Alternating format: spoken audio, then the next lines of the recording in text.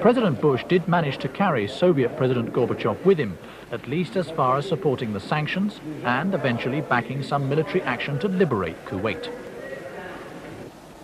What's more, Kuwaiti leaders arriving in Cairo for a crisis meeting of the Arab League found much support for their cause among leaders like Hosni Mubarak of Egypt. Even Arab nations traditionally less than friendly to the West, like Syria, were not afraid to condemn Iraq and later on back their condemnation with military muscle. Perhaps the staunchest ally was Saudi Arabia, whose leader King Fahd knew Iraqi ambitions might not stop at the Saudi border. 12 of the 20 Arab nations at the summit agreed to send forces to defend Saudi Arabia and free Kuwait. American Secretary of State James Baker, visiting King Fahd, can scarcely have hoped for a more comprehensive alliance of Arab states against Saddam. He could now be sure that America would not be acting without considerable Arab support. The last hurdle of congressional qualms about sending troops to the Gulf was crossed with unexpected ease. The day after the UN voted for sanctions, the Allied military build-up in the Gulf began in earnest as President Bush dispatched 4,000 troops of the 82nd Airborne Division to Saudi Arabia. America's military machine swung into action.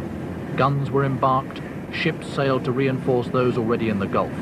The President insisted the troops were there for defensive purposes. I want to be clear about what we are doing and why. America does not seek conflict, nor do we seek to chart the destiny of other nations. But America will stand by her friends. The mission of our troops is wholly defensive. Hopefully, they will not be needed long. They will not initiate hostilities, but they will defend themselves, the Kingdom of Saudi Arabia, and other friends in the Persian Gulf. Mrs. Thatcher expressed her dissatisfaction at the refusal of some European countries to put their full military weight behind the alliance of forces rapidly building up in Saudi Arabia, outside the traditional NATO area of activity. We all came in very firmly with political support, that some of the military support from some countries was much more hesitant and it was patchy and much later, and that therefore we set out the solution that NATO as such must be more ready to put defensive forces out of area. So I set out the facts in the speech, defined the problem and proposed the solution. It seems to me admirable. At sea, sanctions began to take effect. Iraq had only one currency-earning export, oil. As Western leaders pointed out, that made it almost uniquely vulnerable to the kind of international action that had failed in other cases. British warship, what is your cargo, please? My cargo is crude oil. Thank you very much. What was your last port in the Gulf, please? Last port in Gulf is in Fujairah. Thank you very much. Goodbye. Have a safe trip. In Iraq itself, there appeared to be no waning of popular support for Saddam. These women working in the fields chanted, "Bush, Bush, hands off Iraq."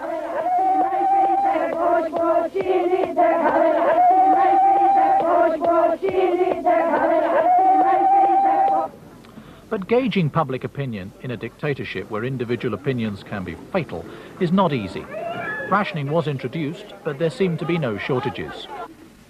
The Iraqis did, however, claim that medical supplies were running short, even though UN sanctions expressly excluded them. This child was said to be dying from leukemia because the drugs to treat him were not available. Not for the last time in the conflict, truth and propaganda were difficult to disentangle. In Jordan, the port of Aqaba was in effect blockaded to Iraqi shipping.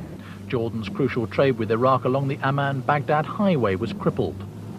The trucks were replaced by thousands of refugees, hundreds of thousands of them, fleeing from Kuwait and Iraq into Jordan. Some had to wait days in the scorching heat of the desert to cross the border.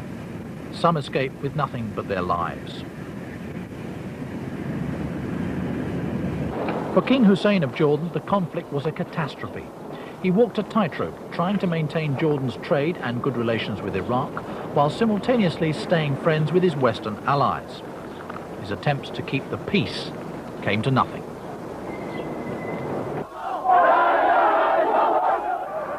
Back in Jordan, he was under severe pressure because of pro-Iraq demonstrations in Amman, as in other Arab capitals, even those in the alliance.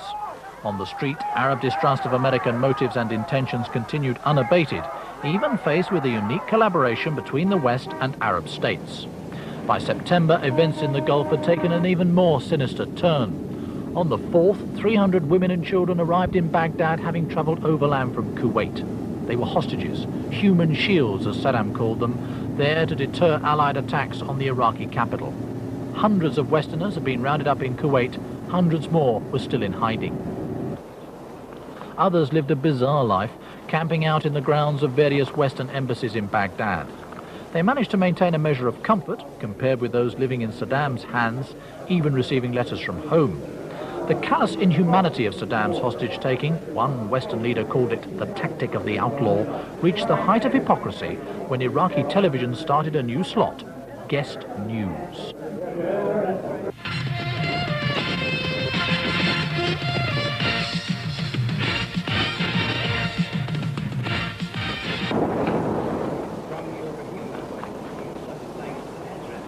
Viewers around the world saw these Iraqi pictures of hostages. None was more sickening than this scene between Saddam Hussein himself and a 5-year-old British boy, Stuart Lockwood. Through his translator, Saddam inquired after the boy's health and diet. Are you getting your milk, Stuart? And with cornflakes too? أيضا طبعا الأطفال العراق مو كلهم. I don't think all Iraqi kids can get cornflakes now.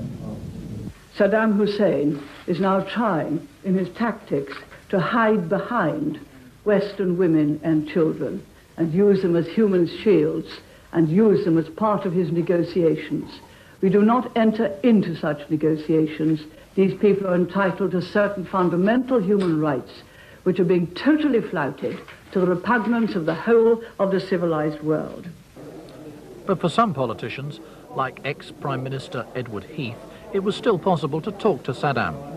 Mr. Heath travelled to Baghdad in October to plead for the freedom of old and sick hostages.